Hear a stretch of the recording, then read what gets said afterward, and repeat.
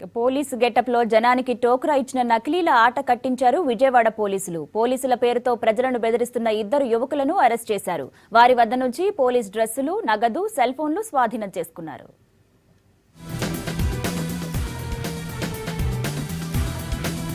జల్సాలకు అలవాటు పడ్డ ఇద్దరు యువకులు నకిలీ పోలీసుల అవతారం ఎత్తారు. ఈజీ మనీ కోసం కాకి డ్రెస్ తో జనాన్ని బెదిరించి డబ్బులు వసూలు చేశారు. వీరి ఆగడాలకు భయపడి కొందరు భారీగానే డబ్బులు ముట్టజెప్పారు. చివరకు పోలీసులకు చిక్కి జైలు పాలయ్యారు హరినాయక్, జితేంద్ర. హైట్ గా ఉన్న ఇతనే హరినాయక్. గుంటూరు జిల్లా పిడుగురాళ్ల తన కాలేజీ ఫ్రెండ్ అయిన కొలనుకొండకు చెందిన జితేంద్రతో కలిసి ఈజీ మనీ కోసం ప్లాన్ చేశాడు.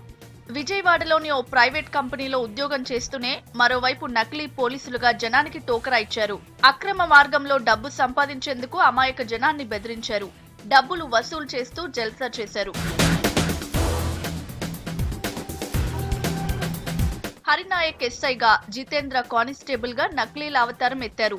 మహిళలు, బ్లాక్ టికెట్లు అమ్ముకునే వారిని బెదిరించి డబ్బులు వసూలు చేశారు. హరినాయక్, జితేంద్రపై అనుమానం వచ్చిన ఇంటి ఓనర్ పోలీసులకు సమాచారం ఇచ్చారు.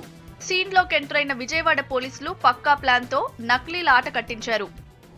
వారు ఏదైతే రూమ్ లో అద్దెకుంటున్నారో ఆ రూమ్ లో ఉన్న వ్యక్తికి ఇతను యూనిఫామ్ వేసుకొని తిరుగుతుంటే అనుమానం వచ్చింది. ఈయన ఎవరు అని ప్రశ్నించినప్పుడు ఆయన సరైన సమాధానం చెప్పలేదు. చెప్పకుంటే ఆయన మన పోలీస్ స్టేషన్లో కంప్లైంట్ చేయడం జరిగింది.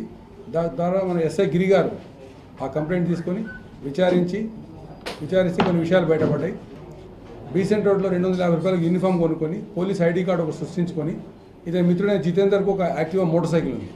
ఈ ఇద్దరు మోటార్ సైకిల్ మీద ప్రయాణించి అక్కడ బీసెంట్ రోడ్లో మరియు గవర్నమెంట్ మరికొన్ని ప్లేస్లలో అక్కడ ఉన్న వ్యక్తులను, మోటార్ సైకిల్ వ్యక్తులను, ట్రిపుల్ రైడింగ్ ఉంటే వాళ్ళని పోలీస్ అని చెప్పి బెదిరించడము, లేదా థియేటర్ల దగ్గర బ్లాక్ టికెటింగ్ చేస్తున్న వాళ్ళని బెదిరించి పోలీస్ అని చెప్పి డబ్బులు వసూలు చేసుకోవడము, ఇలాంటి సంఘటనలు చేపట్టారండి.